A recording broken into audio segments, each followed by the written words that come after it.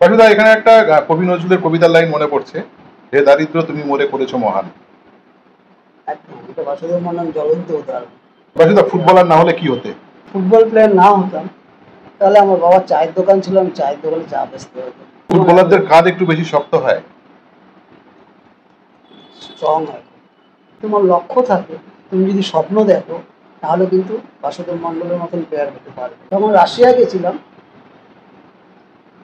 আমাকে ওনার মিসেসের সাথে দেখা হলো ওখানে। মিসেস হাওয়া উপরে কাজ ছিল আমাকে ধরে, কারণ হচ্ছে আমার মতন ওনার একটা ছেলে ছিল। তো আমার ছেলেটা মিসিং হয়ে গেছিল, মারা গেছিল। আমাদের ইন্ডিয়া থেকে যখন উনি ফোনে কথা বলতেন ওনার মিসেসের সাথে, আমার সম্পর্কেই নাকি বেশি কথা বলতেন। চেজিং ফুটবল হতো, সবাই তো চেজিং করবে না, তার মধ্যে থেকে কে, সবাই চেজিং করলে তাহলে গোলটা করবে কে বা গোলের বল বাড়াবে কে? সবার থেকে বলতো যে সবাই বল চেজিং করবো, গিভ দ্য ম্যান্ডেলা। আমাকে মন্ডল কথাটা উচ্চারণ করতে পারতো না, ওই জন্য খালি বলতো ম্যান্ডেলা। তো পল্টুদা আমাকে একটা জিনিস ইয়ে করেছিল, আমার হাতে একটা তামার আংটি, এরকম তামার আংটি এরকম ছিল। আমি কথা বলছি যে এটা কি হলো, এটা যেন সামনের বছর আমি সোনার দেখতে চাই। আমি কিন্তু পল্টুদাকে তার পরের বছর সোনার আংটি পরিয়ে দেখিয়ে এসেছিলাম। পল্টুদা, আপনার কথা কিন্তু আমি দেখেছি, বলছে এটা যদি হিরের হয় সবচেয়ে বেশি খুশি আপনি হবেন। দিস কল পল্টুদা। Extra time. Hi, this is Saif, welcome to extra time Bangla এবং আরও একটি পডকাস্ট। আজ আমাদের সঙ্গী বাসুদেব মন্ডল। ভারতীয় ফুটবল, বাংলার ফুটবল, এই নামটাই কাফি। বাসুদেব মন্ডল আমাদের কাছে একজন তারকা। বাসুদা, সবার আগে বলো কেমন আছো? খুব ভালো আছি। কারণ কেন ভালো আছি, আমি এখন আমার একটা সিস্টেমের, আগে যেরকম ফুটবলের একটা সিস্টেমে আমি চলতাম, এখন রুটিনটাকে চেঞ্জ করতে হয়েছে।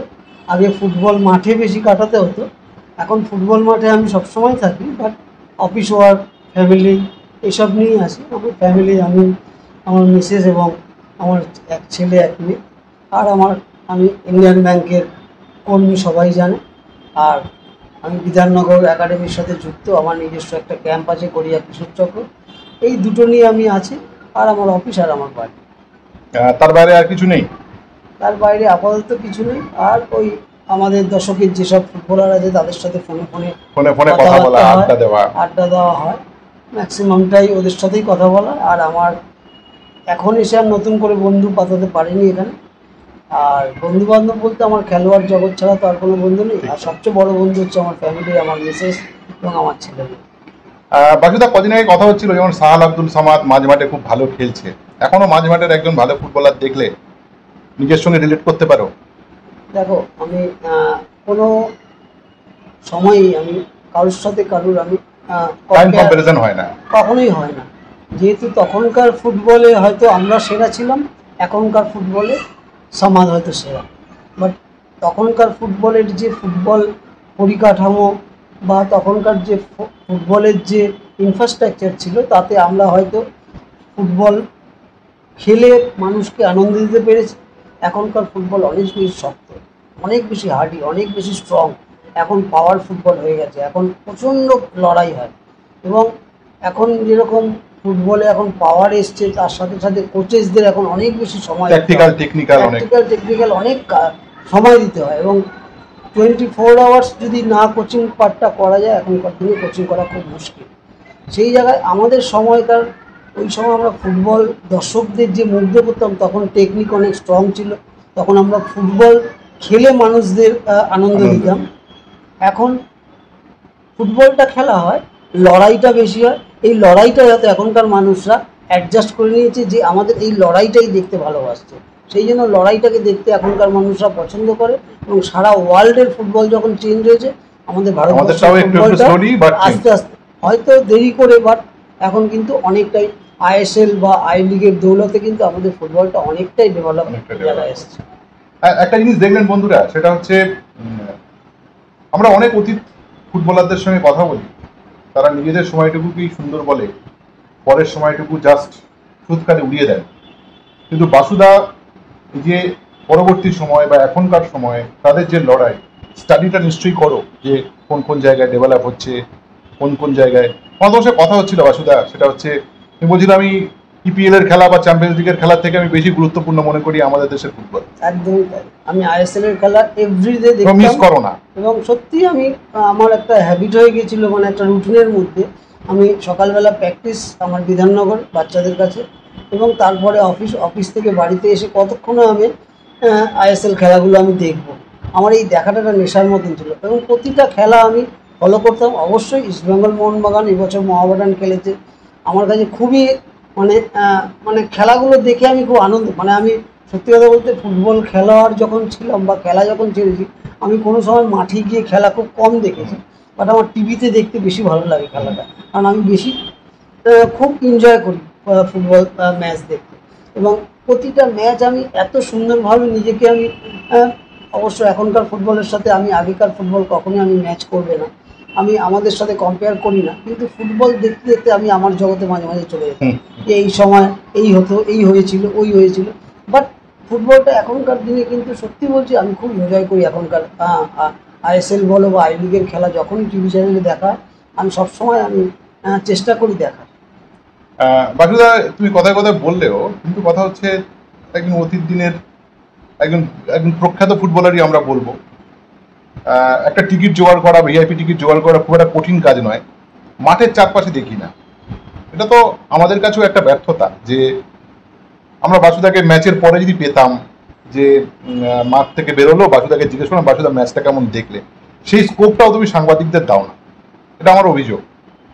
হ্যাঁ, অভিযোগটা তোমাদের একদমই ঠিক, কারণ আমি ওই বললাম ম্যাচ প্রথম কথা হচ্ছে সময় খুব আমি একটা টাইম ম্যানিপুলেট করতে হয়। হ্যাঁ, যেহেতু আমি ফুটবল যখন খেলেছি তখন তো ফ্যামিলিকে আমি সময় কম দিয়েছি, তখন ফুটবলেতেই মনোনিবেশ করেছিলাম বেশি।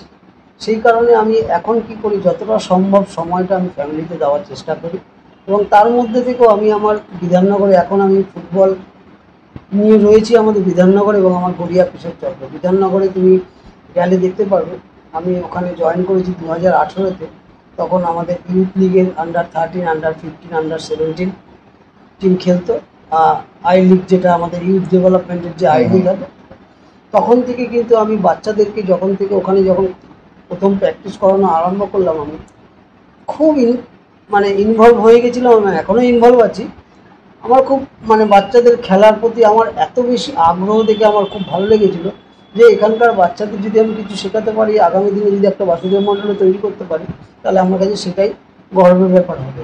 এবং সেখান থেকে আস্তে আস্তে যার জন্য আমি ফুটবল মাঠটা খেলা দেখতে যাওয়াটা আমার কাছে একটা সময়, তার থেকে বরঞ্চ আমি বাড়িতে বসে হ্যাঁ আর খেলোয়াড় তৈরি করার জন্য সময় দিলাম। ওই সময়টা একটা ইম্পর্টেন্ট কথা বলে ফেলেছো, খেলা ছেড়েছো প্রায় 20 বছরের আশেপাশে, 2007, 6-7 মানে 20 বছরের আশেপাশে, 19 বছর। অর্ধেক বাসুদেব মণ্ডল পেয়েছো তুমি, যেখানে কোচিং করিয়েছো বা এতদিন তো আছো। ওই তোমাকে আমি বললাম একটু আগে, আমি একটা কথা বলবো, আমি কিন্তু পাইনি, তোমার কাছে শুনি।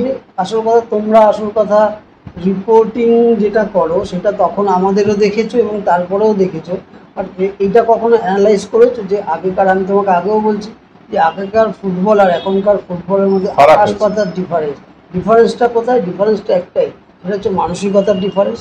এখন অনেক অত্যাধুনিক প্র্যাকটিসের মাধ্যমগুলো চলে এসছে এবং এখনকার ফুটবলে অনেক বেশি টাফ খেলা, খুব মানে এখনকার তুমি দেখবে ইস্টবেঙ্গল মোহনবাগান না আইএসএলের টিমে তুমি দেখবে ম্যাক্সিমাম প্লেয়াররাই অত সুন্দর, ওরা প্রিসিজন ট্রেনিং করে, অত সুন্দর ওরা সব কিছু ফার্স্ট ক্লাস জিনিস পায়, তারপরেও কেন ইনজুরি প্রবণ থাকে? কারণ এত বেশি টাফ ফুটবল, এত বেশি পাওয়ার ফুটবল হয় না, এখনকার দিনে অনেক বেশি ইনজুরি হচ্ছে।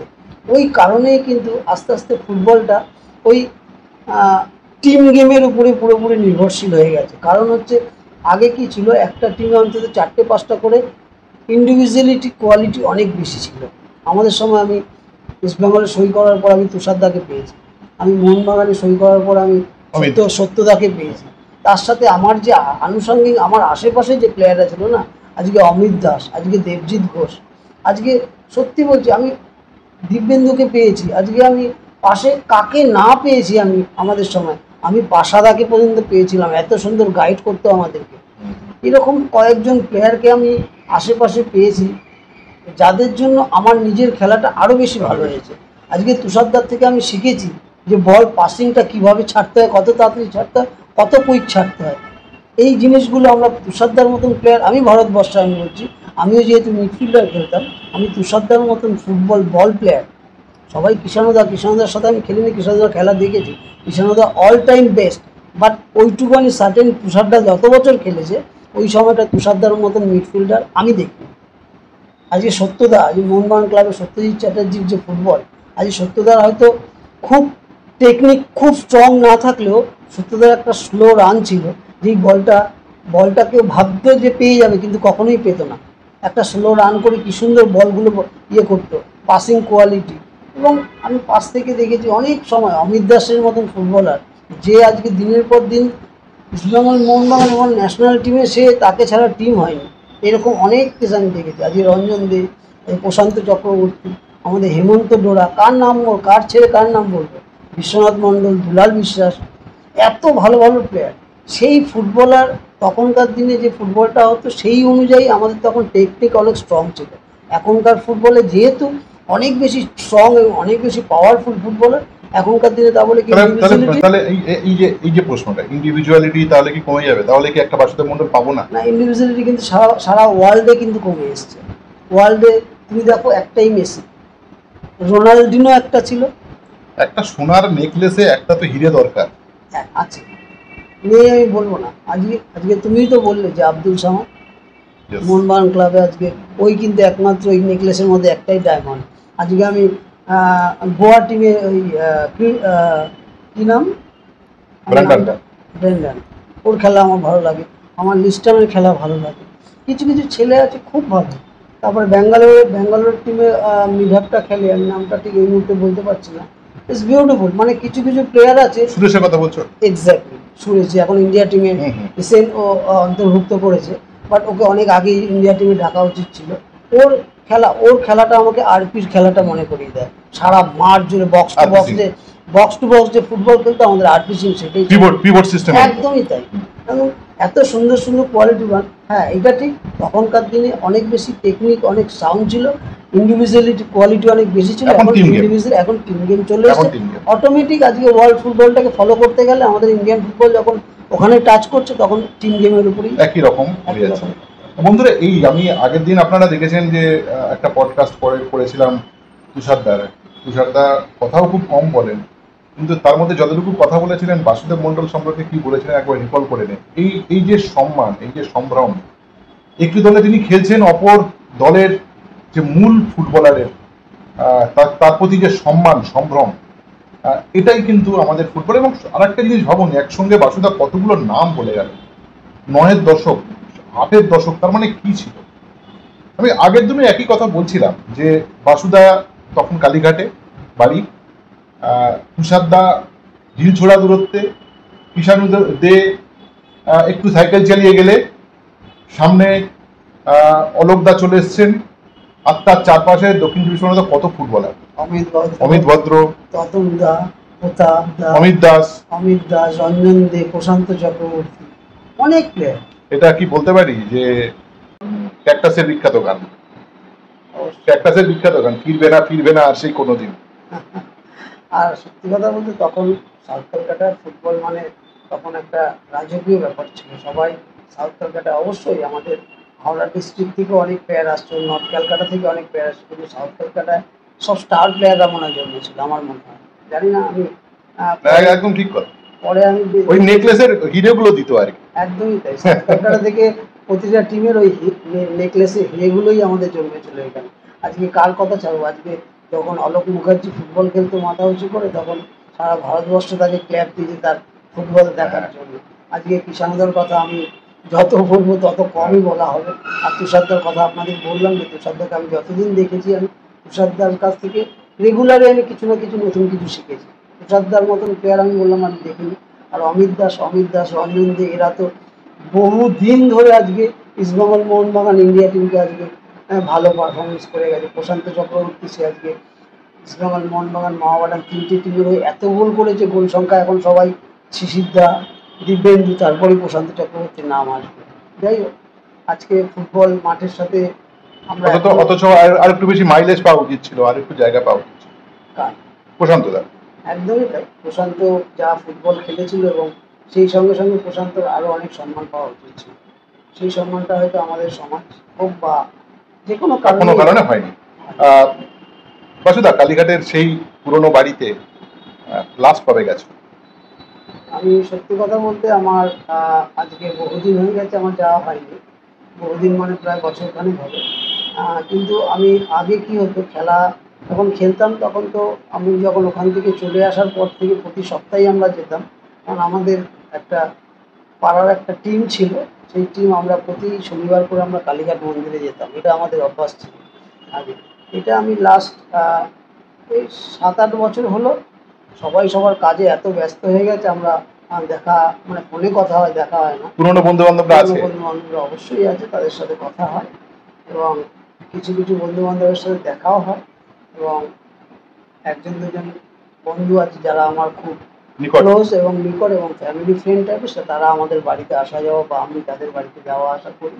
এটা আমার লাইফস্টাইলের মধ্যে রয়েছে। আর বাকি যে আমাদের পুরনো মুদিয়ালির ওই জায়গাটা, ওই যে একটা ঘরের মধ্যে আমাদের সামনে মাঠ, 5 সাইড মাঠ রয়েছে, সাউথ কর্নার ক্লাব, ওই ক্লাবকে আমি এখনো পর্যন্ত আমি ছেলেবেলার কথা এখনো আমার ছেলে মেয়েদের বা আমার ছোটোবেলার যে এখন যে আমি বিধাননগরে যাই বা আমাদের কিশোর চক্র ক্লাবে যাই, সেখানে বাচ্চাদের এখনো পর্যন্ত আমি গল্প করি যে আমার ছোটোবেলাটা কীভাবে ওখান থেকে কেটেছে। এবং যদি ঠিকঠাক মতন যদি তোমার লক্ষ্য থাকে, তুমি যদি স্বপ্ন দেখো, তাহলে কিন্তু বাসুদেব মণ্ডলের মতন প্লেয়ার হতে পারবে। যদি তুমি অনেস্টির সাথে হার্ডওয়ার্ক করো এবং তোমার যদি লক্ষ্য স্থির থাকে যে আমি ফুটবলার হবো, তাহলে কিন্তু হওয়া সম্ভব। বাসুদা, এখানে একটা কবি নজরুলের কবিতার লাইন মনে পড়ছে, হে দারিদ্র তুমি মোরে করেছো মহান। একদম, এটা বাসুদেব মণ্ডল জ্বলন্ত উদাহরণ। এর থেকে বড় উদাহরণ হতে পারে না। আমি কোথায় ছিলাম আজকে, এই তোমরা যে আমার এখানে সাক্ষাৎকার নিতে এসছো, এখানে কিন্তু আমি দাঁড়িয়ে রয়েছি। আজকে আমার বাড়ি, ঘর দোর, বাড়ি, আমার ফ্ল্যাট, আমার চাকরি বলো, আমার ফ্যামিলি বলো, সন্তান বলো, সব কিছুই ফুটবলের জন্য। আমি ইভিন আমার বন্ধুবান্ধবরাও জানে এবং আমার বন্ধুবান্ধবদেরও আমি সবসময় তাই বলি যে আজকে যদি ফুটবল না খেলতাম আমি কোথায় থাকতাম, আর আজকে ফুটবল খেলেছি বলে আমি কোথায় আছি। আজকে একটা তুমি ওখানে দেখবে যে মুদিয়ালির গলি থেকে রাজসিংহাসনে একটা অনিলাও একটা কালেকশন করেছিলাম। ওইগুলো মাঝে মাঝে আমার মেমোরিজগুলো আমি মাঝে মাঝে ভাবি থেকে। আমি ফুটবলটা যখন শুরু করি তখন আমাদের নিমাই গোস্বামী আমাদের স্যার ছিলেন। তা প্রথম আমি কানুদার কাছে আমি আন্ডার 8 খেলি। কানুদা আমাদের আন্ডার 8 আমাকে প্রথম নিয়ে যায় ঢাকুরিয়া। আমরা সবাই ক্লাবের হয়ে খেলতাম। ওখান থেকে একটা জায়গায় আমরা টুর্নামেন্ট খেলতে গেছিলাম, ওখানে নিমাই স্যার আমাদের গেস্ট হয়ে এসেছিলেন। সো নিমাই স্যার গেস্ট হয়ে আসার পর আমাকে তার পছন্দ হয়েছিল। আমাকে নিমাই স্যার বললো যে এরকম আমরা একটা ক্যাম্প করছি, তা তুমি ওখানে জয়েন করবে। ঠিক আছে, যাবো। দেখলাম যে রবীন্দ্র সরোবর সাধারণ স্পোর্টস অ্যাসোসিয়েশনে, সেখানে গিয়ে আমি কাদের দেখতে পেলাম, দেখলাম বিশ্বজিৎ ভট্টাচার্য বসে আছে, কমলন দত্ত বসে আছে, শ্যামল ব্যানার্জি, তিনটে অলিম্পিয়ান বসে আছে ওখানে। আমি নিমাই স্যার আমাদের 30 জন ছেলেকে আমাদের নিয়ে প্র্যাকটিস শুরু করে ওখানে। প্রথম প্র্যাকটিসে আমরা 30 জন, আমরা এখনকার দিনে আমরা 30 জনই প্লেয়ার, হয়তো সবাই সবার জায়গায় কিন্তু স্ট্যাবলিশড হয়ে গেছে অলরেডি। এবং সেখানে আমি মানে গর্ব করে বলি এখনও আমাদের যে আমি সেই টিমে কোনোদিন চান্স পেতাম না, ওরা এতটাই কোয়ালিটিওয়ান প্লেয়ার ছিল। সেখান থেকে একমাত্র বাসুদেব মণ্ডলে কিন্তু ইন্ডিয়া টিমের ওই রাজ সিংহাসনে বসেছিল। এটা মানে আমি গর্ব করি না, কিন্তু আমাদের যে প্লেয়াররা ছিল তারা আমার থেকে অনেক বেশি কোয়ালিটিওয়ান ছিল। মেবি আমি হয়তো হার্ডওয়ার্ক করেছি, আমার স্টার ফেভার করেছে বলতে পারো, সেই জন্য আমি আজকে ওই জায়গায় পৌঁছেছি। সো ওখান থেকে আস্তে আস্তে যখন প্রথম আমাকে ওয়ারি ক্লাবে, আমি 91-92-তে ওয়ারি ক্লাবে ট্রায়ালে পাঠিয়েছিল নিমাই স্যার। আমাদের কী হতো আগেকার দিনে বলবো কোথায়, তখন প্রতিটা ক্লাব থেকে, ময়দানের ক্লাব থেকে, আমাদের ক্লাব সাধারণ স্পোর্টসে এবং এভিনিউ ক্লাবে, তখন এভিনিউ সম্মেলনী ছিল, এই দুটো ক্লাবে ক্যালকাটার ক্লাব থেকে প্লেয়ার নিতে আসতো। তারা এসে দেখতো, চেয়ারে বসে থাকতো, তারা সিলেক্ট করে নিয়ে যেত প্লেয়ার, কোন প্লেয়ারকে নেবে। তা আমাদের 2-3 জনকে সিলেক্টেড করে সেখানে ওয়ারি ক্লাবে প্রথম আমাদের ট্রায়ালে নিয়ে গেছে। ওয়ারি ক্লাবে যাওয়ার পর প্রথম আমরা 3জন গেছিলাম, আমি, জয়ন্ত চক্রবর্তী এবং ভারতজ্যোতি নাহা। হুম। 3জনে যাওয়ার পর সে ওখানে প্রথম দিন ট্রায়ালে আমাদের সেরকম পাত্তা দেয়নি।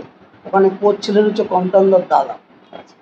পরে তারপরে কমটনদা কোচ হয়ে আসে। এবং যখন আমরা গেছিলাম তারপরের দিন দেখি আমাদের বললো ঠিক আছে তোমরা ড্রেস করো, তোমরা ড্রেস করে দেখি খেলি। সেই দিন থেকে যে আমি শুরু করেছি খেলা, আমরা যেদিনটা ফুটবল ছেড়েছি সেদিনকে আমি ফার্স্ট 11 থেকে বাদ হয়েছি।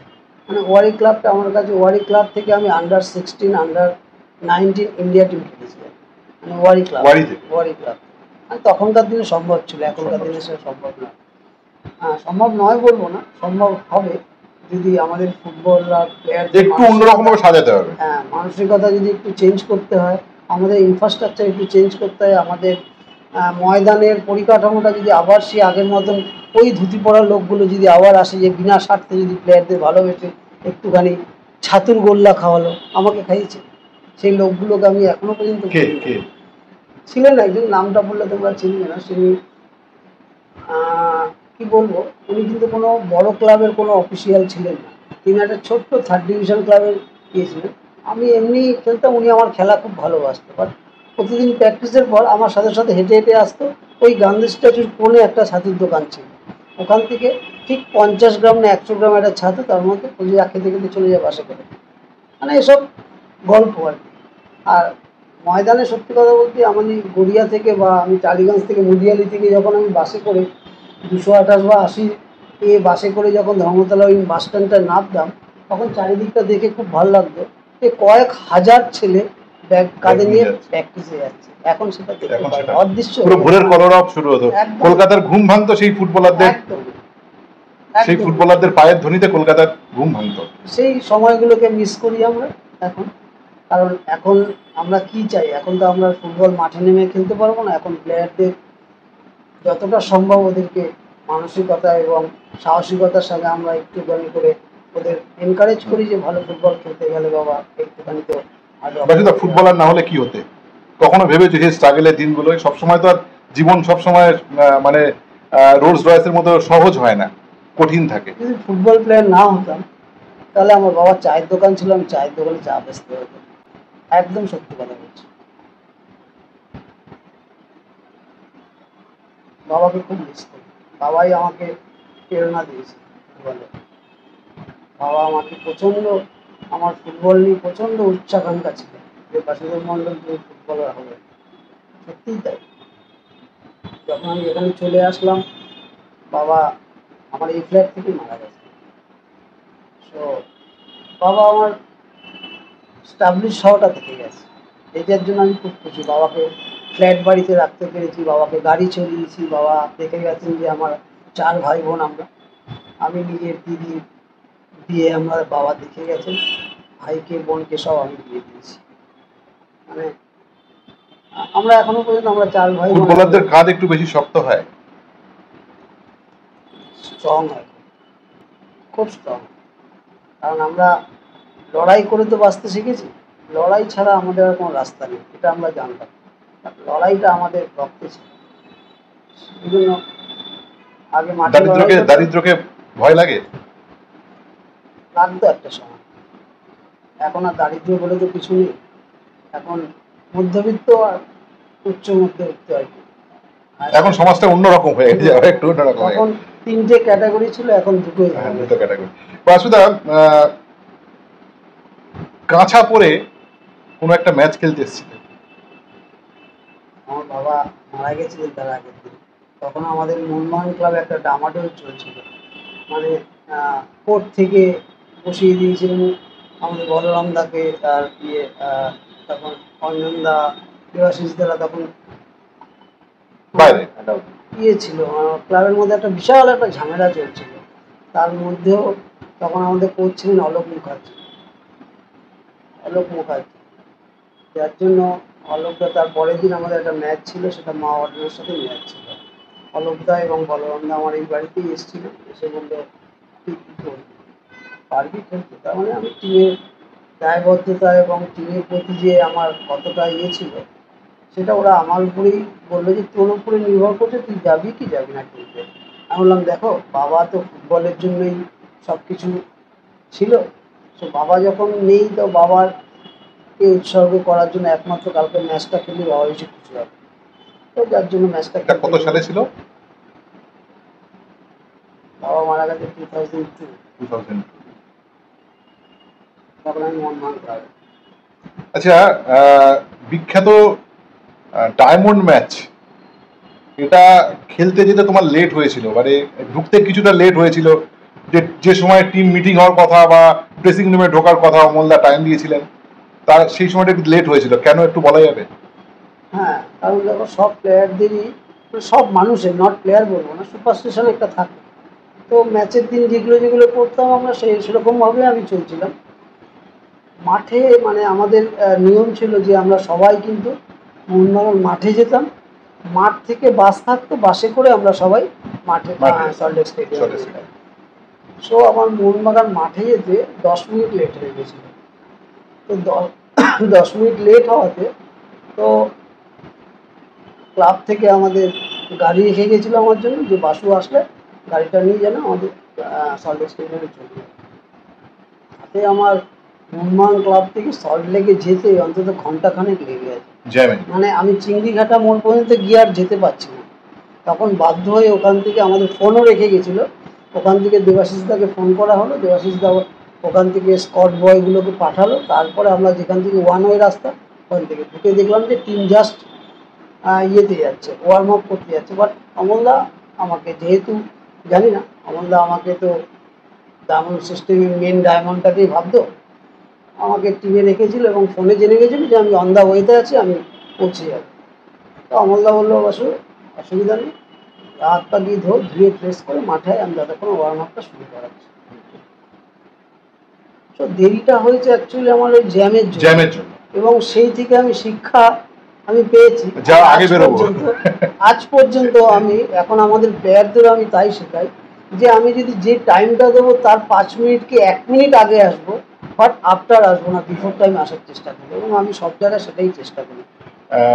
অমলদার কথা যখন এলো, সেই মেন ডায়মন্ড টিমের মেন ডায়মন্ড, এটা কি টালিগঞ্জ জগরগামী থেকে শুরু হয়েছিল? না, টালিগঞ্জ থেকে শুরু হয়নি। এটা অনলি ফর অমলদার একটা জিনিস আমাকে খুব মুগ্ধ করতো। অমলদা যে কোনো ক্লাবে, আজকে মোহনবাগান ক্লাব, টালিগঞ্জ ক্লাব বা ইন্ডিয়া টিমে যখন কোচিং করিয়েছে, যেখানে যেখানে কোচিং করে উনি একটা সিস্টেম, একটা ফরম্যাট করতেন নিজে থেকে। কারণ উনি যে কী ছিলেন একমাত্র উনিই জানতে পারতেন, এছাড়া সাধারণ মানুষ বা ওনার সাথে থেকে কোনো মানুষ ওনাকে জাজ করতে পারেননি বা পারবেনও না কোনোদিন।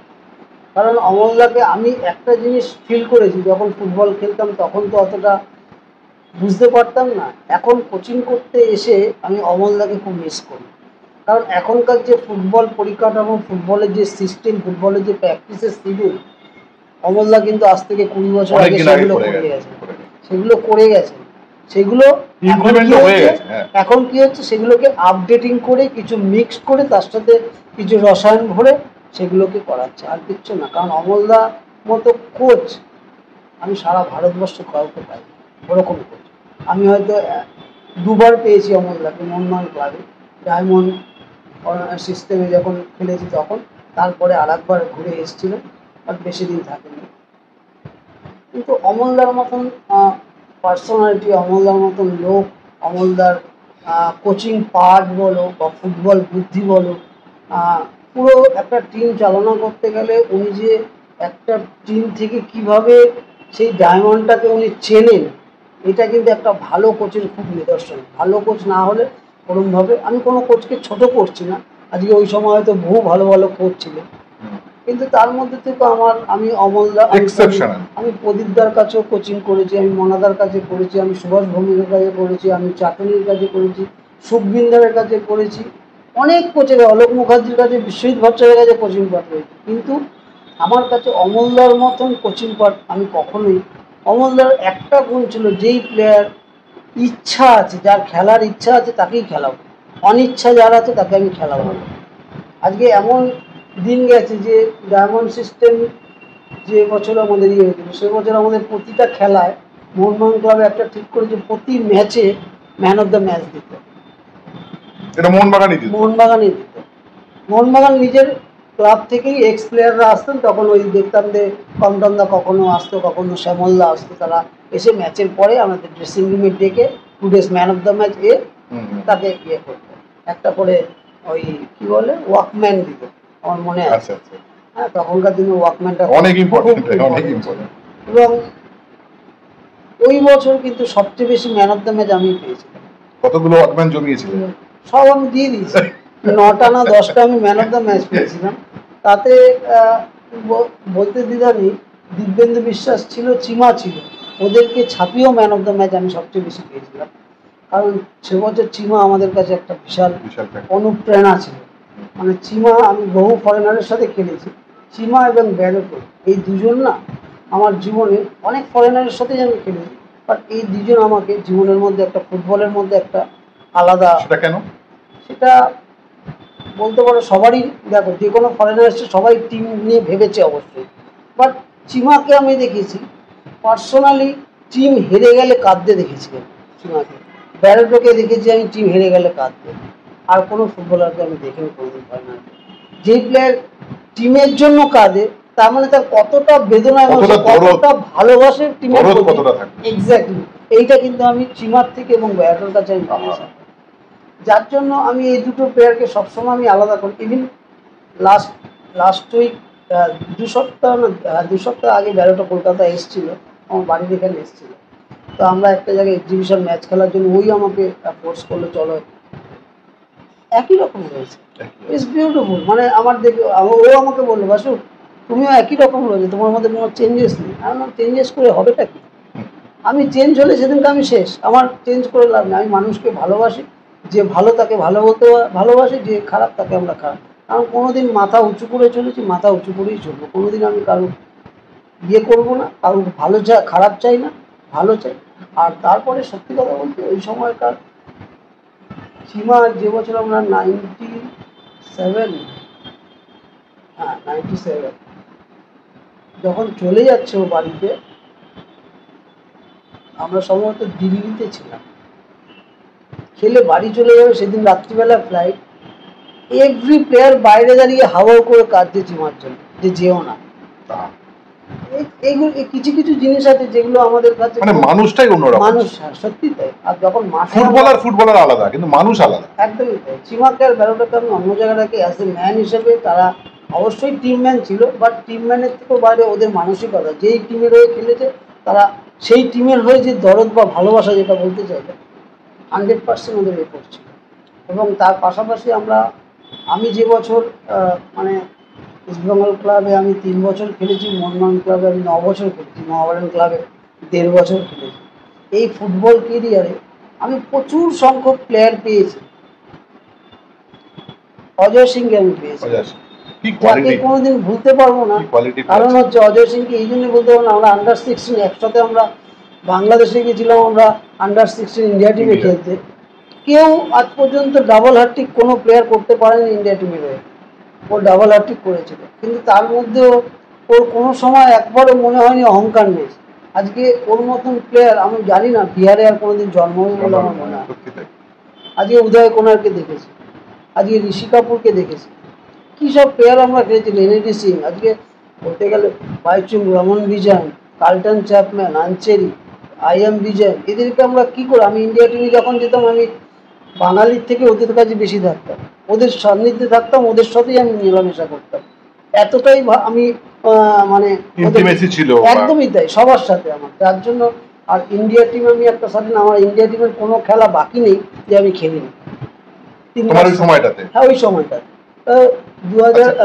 95 থেকে 99, 2001 পর্যন্ত আমি ইন্ডিয়া টিমে প্রতিটা একটা সাব গেমস আমি 3 বার পেয়েছি, সার কাপ চ্যাম্পিয়ন হয়েছি। বাসুদাকে ছাড়া টিম ইন্ডিয়া ভাবা যেত না। আর একটা ছোট ম্যান্ডেলা, আমি একটা জিনিস এখানে উল্লেখ করব, ভারতে যত বিদেশি কোচ এসেছেন তার মধ্যে one of the best, all time best অবশ্যই আক্রমফ ম্যান্ডেলা বলে ডাকত আমাদের বাসুদাকে। মন্ডলটাকে একটু অন্যরকম নেওয়া। আর একটা বিষয় এখানে প্রশ্ন, উনি কিন্তু বলেছিলেন যে ইউরোপে খেলার যোগ্যতা যদি কারোর থাকে সে বাসুদেব মন্ডল। অবশ্যই আজকে রুস্তম আকরম, আমি ইন্ডিয়া টিমে যে খেলেছি, রুস্তম আকরমের একটা বড় ভূমিকা আছে। ভূমিকা মিনস ইন দ্য সেন্স, আমার সেই কোয়ালিটিটা ছিল বলেই আজকে উনি খেলাতে পেরেছেন, এবং উনি আমাকে এতটাই প্রায়োরিটি এবং অতটাই আমাকে টিমের মধ্যে দিতেন, যেটা আমি অমলদার কাছ দিয়ে পেতাম ডায়মন্ড সিস্টেম। যার জন্য আজকে বাইচুং সেই সময় টিমে ছিল, বাইচুংয়ের থেকেও বেশি প্রায়োরিটি আমাকে দেওয়া হতো ইন্ডিয়া টিমে। সো ইন্ডিয়া টিমে খেলাটা আমার কাছে একটা সত্যি করে, ফুটবল খেলা এখন অনেক টাফ হয়ে গেছে, অনেক পাওয়ার হয়ে গেছে, বাট এখনকার দিনের ফুটবলাররা আমি জানি না তাদের মানসিকতা কীরকম। আমরা ফুটবলটাকে এনজয় করতাম, খুব এনজয় করতাম। এনজয় মিনস প্র্যাকটিস সেশন থেকে শুরু করে আপ টু এন্ড পর্যন্ত। এখনকার দিনে তুমি দেখবি খেলা শেষ, সব যে যার মতো মোবাইল কানে নিয়ে চলে গেল। কিন্তু আমাদের খেলা শেষে অন্তত 1-1.5 ঘন্টা আমরা নিজেরা আলোচনা করতাম যে আমাদের কি ভুল হলো, কি অ্যাডভান্টেজ হলো, কি করা উচিত, সেটা কিন্তু আমরা করতাম। এবং আমাদের সিনিয়র যারা, আমরা সিনিয়রদের যাদের পেয়েছিলাম, পরবর্তীকালে আমরাও তো সিনিয়র হয়েছিলাম, সত্যদাকে, তুষারদাকে, পাশাদাকে আমরা যে পেয়েছি, তাদের থেকে আমরা যে সংখ্যক আমরা ওদের কাছে ভালোবাসা এবং যে ভাবে আমাদেরকে গাইড করতো, মাথার উপরে ছাতা থাকার মতন, আমরাও পরবর্তীকালে যখন এই যে রজত ঘোষ দস্তিদার, তারপরে আমাদের অমর গাঙ্গুলি, জয়ন্ত সেন, মেহতা, তোমার পরের জেনারেশন, এরা যখন আসলো, নবী, ওরা যখন আসলো, তখন ওদেরকে আমরা আস্তে আস্তে আস্তে সেই জিনিসটাই আমরা বলতে থাকতাম। ওই কথাটা বাদ পড়ে যাচ্ছে, সেটা ইউরোপে খেলার যোগ্যতা ছিল এবং সেটা দাপিয়ে, এটা আমাকে যখন আমি আমি পেপারে পড়েছিলাম, রুস্তম আকরম যখন আমি প্রথম ইন্ডিয়া ক্যাম্পে যাই, সল্টলেকে ক্যাম্প ছিল, তখন ক্যাম্পে যাওয়ার পরে সেখানে একটা ঘটনা হয়েছিল। প্রথম দিনেই কিন্তু আমাকে মেয়েদের সাথে ম্যাচ খেলানো হয়েছিল, মানে আমাদের সাথে আর কি। মাঝিও ছিল, মাঝি ছিল সেই সময়, এবং মাঝিদাকে ওই ম্যাচের পরে বাদ দিয়েছিল। হ্যাঁ, মাঝি খেলতে অস্বীকার করেছিল। এবং ফুটবল ম্যাচে এটাই বুঝিয়েছে যে ফুটবল ছেলে হোক আর মেয়ে হোক, ফুটবলই, ফুটবলটাকে এনজয় করো খেলতে, তাহলে তোমার ছেলে মেয়ে মনে হবে না। এটা কিন্তু আপনারা আমাদের পরে বলেছে, এবং এটা দর্শন আছে একটা, একদম ওনার মধ্যে ওই জিনিসটা ছিল যে উনি কিন্তু আজকে রুস্তম আকরম উজবেকিস্তান থেকে এসেছিলেন। যখন উনি এসেছিলেন তখন কিন্তু কোচেস কমিটির চেয়ারম্যান হয়ে গেছিলেন। তখন উনি ইন্ডিয়া টিমটাকেই বেঁচেছিলেন এই কারণেই যে আমাদের ইন্ডিয়ান ফুটবল সম্পর্কে উনি অনেক কিছু জেনেছিলেন, যে এত লোকের জনসংখ্যা, এইখানে একটা 20 জনের একটা প্লেয়ার, মানে যারা ওয়ার্ল্ড ফুটবলে র্যাঙ্কিং করতে পারে। তো আসার পর উনি এখানে কোয়ালিটি অফ ফুটবলার অনেক পেয়েছিলেন। উনি চেষ্টা করেছেন, ওনার ফুটবলের স্ট্র্যাটেজি ছিল খুব পাওয়ারফুল, যেটা এখনকার ফুটবল হয়, পাওয়ার ছিল। আমরা চেজিং ফুটবল যেটা বলে আর কি, খুব চেজিং ফুটবল হতো। সবাই তো চেজিং করবে না, তার মধ্যে থেকে কে, সবাই চেজিং করলে তাহলে গোলটা করবে কে, বা গোলের বল বাড়াবে কে, সবার থেকে বলতো যে সবাই বল চেজিং করবো, গিভ দ্য ম্যান্ডেলা। আমাকে মন্ডল কথাটা উচ্চারণ করতে পারতো না, ওই জন্য খালি বলতো ম্যান্ডেলা। তো ম্যান্ডেলাকে give the Mandela, Mandela give the final passes. ও আমাকে এই কথাগুলো সবাইকে বলতো, তাতে অনেকে হয়তো অনেক রকমভাবে নিয়েছে, বাট আলটিমেটলি আমরা যখন একটা টিম হয়ে খেলতাম না, আমি দেখতাম যে সবাই সব বলগুলো আমাকেই দিত, আমি ফাইনাল পাসগুলো বাড়াতাম, তাতে অনেক উপকৃত হয়েছিলাম। এবং যখন আমরা তো এই সময় অনেকগুলো ট্যুর করেছিলাম, রাশিয়া গেছিলাম, ইরাকে গেছিলাম আমরা ম্যাচ খেলতে। তো ওখানে খেলে আসার পর ওনার উপলব্ধি হয়েছে যে বাসুদেব মণ্ডল আমাকে এরকমও বলেছিল যে আমাকে স্কটল্যান্ডের জন্য ট্রায়ালের জন্য পাঠাবে, মানে ওনার অতটাই আমাকে, আর উনি আমাকে উনি অ্যাজ এ আমাকে, মানে আমার কাছে ফাদার ফিগার টাইপের ছিল। উনি আমাকে ছেলের মতনই ভালোবাসতেন। এবং ছোট্ট একটা ঘটনা বলি, ব্যাঙ্গালোরে ক্যাম্প ছিল, ওখানে আমাদের প্রতি প্র্যাকটিসের পরে রাত্রিবেলা করে মিটিং হতো। মিটিংয়ের শেষে আমার কাছে একটা বক্স থাকতো, তাদের চকলেট থাকতো, এবং সবাইকে দিয়ে দিত, আমাকে বলতো লাস্টে দিতে, কারণ ওই ইচ্ছা করে বেশি করে নিয়ে আসতো। সবাইকে দেওয়ার পর এক্সট্রা যেগুলো থাকতো বাক্স সমেত আমাকে দিয়ে দিত। যখন রাশিয়া গেছিলাম, আমাকে ওনার মিসেসের সাথে দেখা হলো ওখানে। মিসেস হাওয়া উপরে কাজ ছিল আমাকে ধরে, কারণ হচ্ছে আমার মতন ওনার একটা ছেলে ছিল। তো আমার ছেলেটা মিসিং হয়ে গেছিল, মারা গেছিল। আমাদের ইন্ডিয়া থেকে যখন উনি ফোনে কথা বলতেন ওনার মিসেসের সাথে, আমার সম্পর্কেই নাকি বেশি কথা বলতেন, মানে আমাকে এতটাই ভালোবাসতেন। সেই জন্য আজকে ওনার মনে হয়েছিল যে তৎকালীন বাসুদেব মন্ডল ভারতবর্ষের ফুটবলে যা ফুটবল খেলে তাতেও ইউরোপের যে কোনো কান্ট্রিতে গিয়েও ফুটবল খেলতে পারে।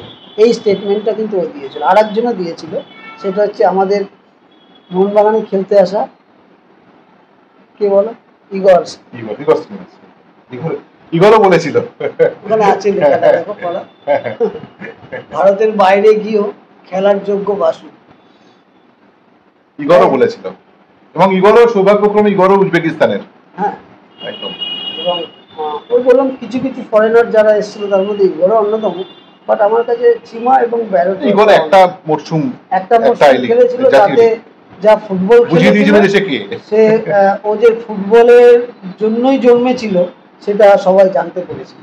ফুটবলটা এতটাই সবাইকে আনন্দ দিয়েছিল মনে হয়। বাসুদা, বাঙালি মিডফিল্ডার হিসেবে যখন জন্মালে, কৃষাণুদের লেগাসি তো সবসময় থাকতো, যে কৃষাণুর মতো নয়, এটা একটা বড় নাম সবসময় তো পেছনে ধাওয়া করতো। আমার কাছে না সবসময় একটা তুলনা তো চলতোই। আমার কাছে না ব্যাপারটা অন্যরকম ভাবে আমি হতো কিনা এটা, আমি কিন্তু কোনো সময় কৃষাণুদা আমার কাছে একটা ভগবানের মতন ছিল। ওনার মতন খেলবো ওটা ভাবনার বাইরে। বাট আমি কখনোই ভাবিনি যে আমি কৃষাণুদা হতে পারবো বা কৃষাণুদাকে ছাপিয়ে খেলতে পারবো। কৃষাণুদাকে চোখের সামনে দিয়ে আমি দেখেছি কিছুদিন, অপোনেন্টে খেলেছি, কোনোদিন একসাথে খেলিনি। শেষের দিকে একদম এফসিআই যখন খেলতো তখন কৃষাণুদার সাথে আমি এগেনস্টে খেলেছিলাম। কিন্তু কৃষাণুদা এমন ফুটবলার ছিল যাকে আমরা কোনো সময় আমার রাগ, অভিমান, হিংসা কোনোদিনই হয় না। বরঞ্চ আমার তার প্রতি যে স্নেহ, তার প্রতি যে আমার সম্মান অনেক উপরে ছিল। মানে এখনো পর্যন্ত সেই সম্মানটাই রয়েছে কৃষাণুদার প্রতি। কৃষাণুদা অবশ্যই বিকাশদা, দুজনে। আমাকে কিন্তু কৃষাণু দিয়ে হতে হবে বলে আমাকে ধাওয়া করা, এই জিনিসটা, আমি ফুটবলটা খেলতাম, আমি বললাম খুব এনজয় করতাম ফুটবলটা। তারপরে কিছু ছেলে আছে, মানে আমাদের সময়কার আমি বেশ কিছু প্লেয়ারে বড় বড় তাবর প্লেয়াররা আছে, ম্যাচ নিয়ে খুব টেনশন করতো। Number 1 Debjit Ghosh, number 2 Satyajit Chatterjee, number 3 হচ্ছে অলোক দাস। খুব টেনশন করতো ম্যাচ নিয়ে। তো আমার মধ্যে কোনো টেনশন ছিল না, সেটা বড় ম্যাচ হোক কি ছোট ম্যাচ হোক, ডাজন্ট ম্যাটার। আমি ড্রেসিং রুমে যখন যেতাম, ড্রেসিং রুমে বরঞ্চ অমিত খুব হাসি ঠাট্টা করতো, প্রাণ খোলা ছিল একদম। অমিতের সাথে আমি আর তাল দিতাম, ওই দুজন মিলে আমরা সবার পিছনে ইয়ে করতাম। এটা আমাদের ড্রেসিং রুমের মজা ছিল। এবং সত্যদা খুব রেগে যেত যদি আগের ম্যাচটা হেরে রয়েছি, তার পরের ম্যাচটা খেলতে যাব। উনি মানে সকাল থেকে রেডি হয়ে রয়েছে, সত্যদা এই টাওয়ালটা এখানে বেঁধে সারাক্ষণ পাহাড়ে চেরি করছে, মানে এরকম। আরে বাপরে বাপ, ডিফেন্ডার আমাদের দেখে মাঝে মাঝে ভয় লাগতো যে সত্যদা কি করবে আজকে। তো ওই জায়গাগুলো আমার কাছে কোনোদিন মনে হয়নি যে কৃষাণুদা আমাকে ধাওয়া করছে বা কিছু। আমি অ্যাজ ইউজুয়াল ম্যাচ খেলতে নামতাম, ম্যাচের আগে প্রিপারেশন কি, আমি আজকে ম্যাচে কী করতে পারি বা কী করবো, চেষ্টা করবো ওইটুখানি করার। খেলা শেষ, দ্যাটস ইট। হেরে গেলাম, জিতে গেলাম, জিতলে খুবই খুশি হতো, হেরে গেলে খারাপ লাগতো না তা না, খারাপটা বুঝতে পারতো আমার বাড়ির লোকরা। হয়তো আমি খাওয়া দাওয়া না করে চুপচাপ বসে আছি এরকম, আমার বাবা কোনোদিন আমার সাথে খেলা নিয়ে বাড়িতে কোনোদিন আলোচনা করতো না। এটা আমাদের একটা বিরাট বড় প্লাস পয়েন্ট ছিল। যার জন্য কৃষাণুদা আমার পিছনে ধাওয়া করাটা, সেই ব্যাপারটা আমার মধ্যে কোনোদিনই ছিল না। হ্যাঁ, ভালো প্লেয়ার হতে হবে, বড় প্লেয়ার কবে যে আমি নিজেকে স্টাবলিশড করে ফেলেছি আমি নিজেও ভাবতে পারি। এটা আস্তে আস্তে ওয়ারি ক্লাব থেকে শুরু, ওয়ারি ক্লাব থেকে যুগশান্তি, যুগশান্তি থেকে টালিগঞ্জ, টালিগঞ্জ থেকে ইস্টবেঙ্গল, ইস্টবেঙ্গল থেকে মোহনবাগান, মোহনবাগান আবার ইস্টবেঙ্গল, আবার মোহামেডান, মোহনবাগানে আসলাম, মোহামেডান। ব্যাস, মানে কবে যে আমি আস্তে আস্তে নিজেকে। তারপরে আর একটা লোকের কথা আমার খুব মনে পড়ে, দ্যাট ইজ পল্টুদা। পল্টুদার কথা আমার খুব মনে পড়ে। প্রথম বছর আমি যখন পল্টুদা, এখন তো ওই শৈশবদের ব্যাপারগুলো এখন উঠেই গেছে প্রায়, প্লেয়ার কীভাবে ইয়ে করতে হতো, ক্যাপচার করতে হতো, কীভাবে নিতে হতো, সেগুলো মানে অনেক ইয়েতে চলে আসলাম আমরা। তুমি তো টানা মোহনবাগানে খেলছিলে, সাফল্য অধিকাংশ মোহনবাগান। ইস্টবেঙ্গল অফার কবে থেকে শুরু হয়? আমার পল্টুদার গল্পটা শুনতে সুবিধা হবে। পল্টুদা 95-এ প্রথম, সে বছর আমি টালিগঞ্জে ছিলাম। টালিগঞ্জ থেকে আমাদের আন্ডার-21 ন্যাশনাল খেলা ছিল। খেলাটা হয়েছিল মেবি আসাম থেকে মেন পর্ব খেলতে গেছিলাম আমরা তিচুরে। ওখানে তার আগে পল্টুদা আমাকে ডেকেছিল, ডাকলো, ডেকে পল্টুদা যেরকম স্বভাবের ছিলেন জানোই তোমরা সবাই, কথা খুব কম বলতো, ইশারাতে বেশি কথা বলতো। তুমি খেলবে? আমি বললাম, নিশ্চয়ই খেলবে। তা কত পয়সা করে নেবে? আমার আইডিয়া নেই কত পয়সা করে কত নেবে। চাওয়া উচিত? হ্যাঁ, আমি জানি না কি। না, আপনারা যা দেবেন আমার কোনো অসুবিধা নেই। বা ঠিক আছে, তুমি যাও, খেলে আসো, খেলে এসে তারপর ওখানে মোহনবাগান অফিসিয়ালরা খুব ডিস্টার্ব করছিল, সেটা পল্টুদা জেনে গেছিল। এবং মোহনবাগানের ওমদা ছিল আর একজন বিরুদা ছিল, ওরা ওখানে ঘুরঘুর করছিল অনেক প্লেয়ার নেওয়ার জন্য। আসামের হয়ে শামসি রেজাকে ওরা তুলেছিল সে বছর আগে। তো আমাকে আর দীপঙ্কর বিশ্বাস আর তনুজ বল্লভ, তিনজনেই আমরা ন্যাশনাল টিমে ছিলাম। আমাদের ওখান থেকে আমরা খড়গপুর পর্যন্ত এসে আমাদের গাড়ি থেকে নামিয়ে নিয়েছিল। কে নামিয়ে নিয়েছিল? বেহালার লোকটার নাম কি, ওনার বাড়িতে রেখেছিল আমাকে। আমি বললাম যে আমি বাড়ি যাবো। ওরা না, বাড়ি এখন যেতে হবে না। বাবাকে আমার নিয়ে আসলো, বাবাকে নিয়ে এসে কথা বলিয়ে আবার বাবা চলে গেল। যেদিনকার সিগনেচার ক্লাবে নিয়ে গেল, পল্টুদা আমাকে কতগুলো টাকা দিল। টাকা মানে সে বছর আমি 75,000 আমাকে প্রথম আমি দেখলাম অতগুলো টাকা। মানে 1995-এ তুমি 75,000 টাকা, মানে ভালো কতটা। যাই হোক, তারপর ওখান থেকে সিগনেচার করলাম, সিগনেচার আইএফএ অফিসে, আইএফএ অফিস থেকে সিগনেচার করে বাড়িতে। তো পল্টুদা আমাকে একটা জিনিস ইয়ে করেছিল, আমার হাতে একটা তামার আংটি, এরকম তামার আংটি এরকম ছিল। তা আমি কথা বলছি যে এটা কি, বললো এটা যেন সামনের বছর আমি সোনার দেখতে চাই। আমি কিন্তু পল্টুদাকে তার পরের বছর সোনার আংটি পরিয়ে দেখিয়ে এসেছিলাম। পল্টুদা আপনার কথা কিন্তু আমি দেখেছি, বলছে এটা যদি হীরের হয় সবচেয়ে বেশি খুশি আমি হব। বিশেষ করে পল্টুদা, পল্টুদার এই জিনিসগুলো, পল্টুদার মানে আজকে অত বড় উপরে ওঠার যে রাস্তা, ওরা সেই রাস্তাটা দেখিয়ে দিতে পারে, বাকিটা তোমাকে করতে হবে। আগেকার হাইস্ট পেমেন্ট কত পেয়েছিলেন? এখন কিন্তু এক একজন এই মুহূর্তের বাজারে ইন্ডিয়ান ফুটবলাররা কোটি টাকা ছাড়া কোনো কথা নেই। না, কোটি টাকা ছাড়া আমি হাইস্ট পেমেন্ট পেয়েছি হচ্ছে 14 লাখ। কত সালে? 98-এ ইসলাম ক্লাব থেকে। 98-এ যদি 14 লাখ হয়, প্রতিটা 20 বছরে একটা করে শূন্য যুক্ত হয় অর্থনীতির হিসেবে। মানে এখনই কিন্তু মানে 2018 সালে ওটা 1,40,40,00,000। তারপরে এখনো আরো কয়েক বছর গেছে আর কি। মানে বাসুদা কিন্তু ইন্ডিয়ার টপ, সেই হিসাবে কিন্তু ইন্ডিয়ার টপ সবসময় ছিল। বাসুদা, জীবনের মন্ত্র যদি বলি কোনটা, কিভাবে দেখো জীবনকে? খুব এনজয় করতে ভালোবাসি আমি, সারাক্ষণ সবাইকে নিয়ে থাকতে, সবাইকে নিয়ে চলতে ভালোবাসি। অবশ্যই ফ্যামিলি ছাড়া যে আমার আনুষঙ্গিক যে আমার ফুটবল জগৎটা আছে, সবাই যদি একসাথে যদি আমাদের মধ্যে 1 মাস ধরে তোমরা আনন্দ করো, আমি রেডি, সব ছেড়ে দিই। ফুটবল মাঠে গেলে শান্তি লাগে, ওইটা আমার অক্সিজেন। ওই যে সকালবেলা বিধাননগরে যাই 7টা থেকে 9টা পর্যন্ত, এই 2 ঘন্টা, ওই সারাদিনের পুরো সারাদিনের অক্সিজেন নিয়ে আমি বাড়ি দিই। নাহলে এখনো তোমাদের সাথে কথা বলছি কি করে। একদম। বাসুদা আমাকে দেখি সেই অনেক আগে, আমি রাত থেকে 15-16 জায়গায় কথা বলি, কি চেহারা করেছো, স্পোর্টস শো করো। অনিলাভ এই চেহারা ঠিক করতে বলে। অনিলাভ প্রথম কিন্তু আমাদের সাথে প্রথম মায়ানমারে যায়, প্রথম আমরা সেই বাবুদা ছিল, বাবুদা তখন অনিলাভ প্রথম ওদের চ্যানেলটা তখন লাইভ টেলিকাস্ট করেছিল আমাদের খেলাগুলোকে। তখন থেকে অনিলাভ আস্তে আস্তে, অনিলাভর বেসটাও আমাদের চোখের সামনে। অনিলাভ যার জন্য আমাদের খুব স্নেহ, এবং এখনো পর্যন্ত স্নেহ না। অনিলাভ ইজ দ্য জিনিয়াস, কি হার্ডওয়ার্ক করেছে ওই সময়টা, খুব ভালো। মানে অনিলাভকে দেখে অনেক তোমাদের প্রজন্ম শেখা উচিত। একদম একদম তাই। আমার সেটা অ্যাডভান্টেজ যে আমি সামনে বসে শেখার সুযোগ পাই আর কি। একদমই তাই, একদমই তাই। অনিলাভ কাছে অনেক কিছু শেখার, জানার, কোন মানুষের সাথে কিভাবে মিশতে হবে, কোন মানুষের সম্পর্কে কিভাবে লিখতে হবে, এটা অনিলাভ ভালো জানে। আর তারপরে আমি পেপার জগতে দেখেছি, নিউজ পেপার এখন তো প্রায় উঠেই গেছে বিলুপ্ত। অরুণদাকে খুব মিস করি, কারণ অরুণদা শেষ দিন পর্যন্ত আমার সাথে কথা বলেছে। আমার অফিসে আসতো, চলে যাওয়াটা খুবই দুঃখের, আমার কাছে আসতো। এবং ট্রাভেলস যখন খুললো, আসু আমার ট্রাভেলস অন্তত তুই যাস, তাহলে আমার ট্রাভেলসটা গর্বিত হয়ে যাবে। আমি যাবো, আর যাওয়া হলো। বাসুদা, একটা প্রোগ্রাম শেষ করতেই হয়, অনেকক্ষণ আলোচনা করলাম, অনেক আড্ডা দিলাম, এবং অনেক কথা হয়তো অনেকে জানাও, অনেকের জানা নয়, অনেকের কাছে বিস্তৃত, একটু একটু ভুলে গেছে।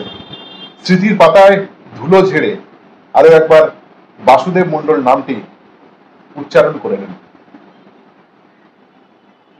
আজ থেকে 20 বছর আগে, তারও বেশি সময় আগে, বাংলা জুড়ে, বাংলার ফুটবল জুড়ে, ভারতের ফুটবল জুড়ে কনস্ট্যান্ট ছিল এই নাম, বাসুদেব মন্ডল। আমাদেরই বাংলার ছেলে, বাঙালি ছেলে বড় কম। কষ্ট হয়, খুব কষ্ট হয়। এখন বাংলার ফুটবলটাকে দেখলে খুব কষ্ট হয়, কিন্তু বাংলার ফুটবল যে কোয়ালিটি নেই তা না, স্কাউট করা হচ্ছে না ঠিকঠাক মতো। মানসিকতা চেঞ্জ না করলে বাঙালি ফুটবলারদের খুব প্রবলেম, আস্তে আস্তে আস্তে আস্তে বিলুপ্ত হয়ে যাচ্ছে। খুব কষ্ট লাগে যে আজকে আমি রেগুলারই আইএসএল দেখি, বাট একটা বাঙালি ছেলেকে দেখতে পাই না। একটা সুভাষিস রায়চৌধুরী, সুভাষিস ঘোষ, মোহনবাগান ক্লাবের, আর একটু হালকা হালকা দীপেন্দু বিশ্বাস। আগামী দিনে আরো ভালো খেলবে আশা করি। ছেলেটাকে নিয়ে আমার খুব গর্ব হয় এবং আমি খুব আশা যে ও আগামী দিনে ভালো জায়গায় পৌঁছবে, ইন্ডিয়া টিমে জার্সি করবে আশা করি। এবং সুভাষিস বোসকে শুধু দেখি, সেই একাই সারা ভারতবর্ষের ঝান্ডা নিয়ে, বাঙালির একটাই ঝান্ডা নিয়ে উড়ে বেড়াচ্ছে। কষ্ট হয়, খুব কষ্ট হয়। বাঙালির ফুটবলার কমে কমে কমে কমে আস্তে আস্তে আস্তে আমরা যখন ইন্ডিয়া টিমে বিলুপ্ত হয়ে যাওয়ার পথে, ইন্ডিয়া টিমে যখন আমরা খেলেছি তখন 11 থেকে 12, 17, 18 জনও ছিল তখন ইন্ডিয়া টিমে। এমনও গেছে কমতে কমতে কমতে কমতে নেই। অথচ দেশের খেলাটা এগোয়নি। দেশের খেলা এগোয়নি বলবো ঠিক না, খুব যে পিছিয়েছে তাও বলবো না, কিন্তু কোথাও যেন একটা থমকে গেছে। বুঝতে পারছি না কি ব্যাপারটা হচ্ছে। যতটা হওয়ার কথা ছিল ততটা হয়নি না, অথচ আজকে ভারতবর্ষে আমাদের তুমি বলো প্রতি বছরই লাইসেন্স প্রক্রিয়া যেটা হচ্ছে আমাদের, যে এখন ফুটবল জগতে এখন তুমি পা দিতে গেলেই, কোচিং করতে গেলেই তোমার এখন কিন্তু লাইসেন্স প্রক্রিয়াটা মাস্ট। উইদাউট লাইসেন্স তুমি কোচিং করতে পারবে না, এটা একদম সত্য। কিন্তু তার পাশাপাশি প্রতি বছর আমাদের গাদা গাদা গাদা গাদা সব কোচ তৈরি হচ্ছে। আজকে সি লাইসেন্স, বি লাইসেন্স, এ লাইসেন্স, প্রো লাইসেন্স, গাদা গাদা হচ্ছে।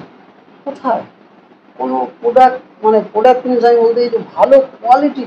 আজকেই আমার সাথে হেমন্তর কথা হচ্ছে, একটা প্লেয়ারকে আজকে খেলা দেখে যে বলতে পারি না যে একটা, এখন তো ফুটবলের তো 4টে line up, goalkeeper, defence, midfield, attacker. কোনো পজিশনে বলতে পারি না কি সুন্দর পাস করলো, কি সুন্দর ক্লিয়ার করলো, কি সুন্দর গোল করলো। হাতে এখন দেখতেই পাই না, খুব কম। কখনো কখনো ভালো হচ্ছে, খারাপটাই বেশি হচ্ছে। এখন এত বেশি মানে বডি কন্ট্রাক্ট গেম ফুটবল সবসময় ফিজিক্যাল বেশি হয়ে গেছে, ফিজিক্যালি এতটাই বেশি হয়ে গেছে যে এখন তারা মানে টেকনিক বা ইন্ডিভিজুয়ালিটির দিকে এখন মন থাকছে না। মানে ব্লেন্ডানকে আমি দেখেছিলাম আগেও, সেই ব্লেন্ডানও দেখছি এদের সাথে কেমন স্লথ হয়ে গেছে, অন্যরকম হয়ে গেছে না। ওকে ওই এদের সাথে পা মিলিয়ে বা এদের সাথে ফুটবলে চলতে গেলে ওকে ওই ফুটবলটা খেলতে হবে। আজকে ব্লেন্ডানও গিয়ে ডিফেন্সে গিয়ে ট্যাকেল করছে, আজকে ওই বল ও নিয়ে গিয়ে ওখানে গিয়ে ফাইনাল পাস করাচ্ছে। ফুটবল জীবনে সবচেয়ে সবচেয়ে ক্লোজ বন্ধুকে ফুটবলারদের মধ্যে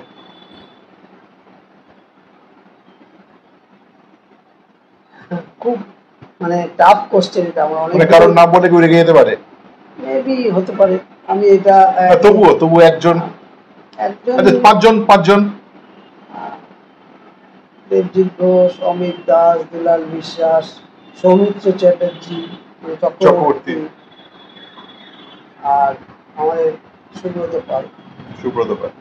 এই 4 জনের মধ্যে থেকে একজনকে বাদ দিতে বললেন, খুব টাফ কোশ্চেন আমাকে। কেন যা বাজে কোশ্চেন করছো সাই? হ্যাঁ সত্যি তাই আমার কাছে, কারণ আমার কাছে সবাই সমান। ইভেন আমি হোসেন মুস্তাফির সাথে কথা বলি, সন্দীপ নন্দী, দীপক মন্ডল, এদের সাথে আমার প্রতিদিনই প্রায় কথা হয় মাঝে মাঝে। দীপক আজকে খুব ভালো কোচিং করাচ্ছে, সন্দীপ ইস্টবেঙ্গলের কোচ হলে সবচেয়ে বেশি খুশি আমি হব। মানে এই ছেলেটা মানে জবে থেকে সোনালী শিবির থেকে এসছে, অমল দত্ত নিয়ে এসছে। এই ছেলেটা আসার পর থেকে তারপরে অত বছর ধরে একটা না খেলার পর আজ বিভিন্ন ক্লাবেও কোচিং করাচ্ছে, বাট ইস্টবেঙ্গল, মোহনবাগান ডাকছে না। আজকে বঙ্গ সন্তান, তার একটা অ্যাডভান্টেজ নেবে না? জানি না। আজকে সঞ্জয়দার মতন লোক যদি আজকে বাংলার ফুটবল নিয়ে চ্যালেঞ্জ অ্যাকসেপ্ট করতে পারে, why not East Bengal Why not? Mohun Bagan নেবে না কেন? আমাদেরও এটা বলো না, দেখিও না, তাহলে কিন্তু ইস্টবেঙ্গল ক্লাব মোহনবাগানটা আবার এই আলাদা। ভয় পাও, আমি কাউকে ভয় পাই না, ভয় পাওয়া তাহলে দেখিয়ে দেবো। সে দেখাতে পারে, আমার কিচ্ছু আসে যায় না। আমরা এখানেই শো শেষ করছি বন্ধুরা। ভালো থাকবেন। আমরা আবার যদি কখনো ফুসরত হয়, সময় আসে, বাসুদার সঙ্গে আবার বসবো। ওদের 1 ঘন্টা সময় কাটালাম, এবং আশা করি বোর হবেন না, কেননা এই ভিডিওটা শুধুমাত্র এন্টারটেনমেন্ট নয় বা শুধুমাত্র অতীত ফিরে দেখার নয়, এই ভিডিওটা ইন্সপিরেশন হতে পারে সকলের জন্য। তাই বন্ধুরা, নমস্কার, ভালো থাকবেন। বাসুদা, জানাসে প্যাটে কিছু একটা বলো অন্তত। আজকে আমি ফুটবল যেহেতু আমার রক্তে আছে, ফুটবল ছাড়া আমি থাকতে পারবো না। সেই জন্য এখনকার নতুন জেনারেশন বাচ্চা ছেলেদের বা যারা এখন ফুটবল শিখছে তাদের কাছে একটাই কথা বলবো, তারা মন দিয়ে ফুটবলটা খেলো, আনন্দ করো, ফুটবলটাকে এনজয় করো। দেখবে জীবনে বড় হওয়ার জন্য ফুটবল খেলো না, ফুটবলটাকে আনন্দ করো, ফুটবলকে এনজয় করো, দেখবে কবে বড় হয়ে গেছো নিজেই বুঝতে পারবে। Thank you very much. Tata. extra time.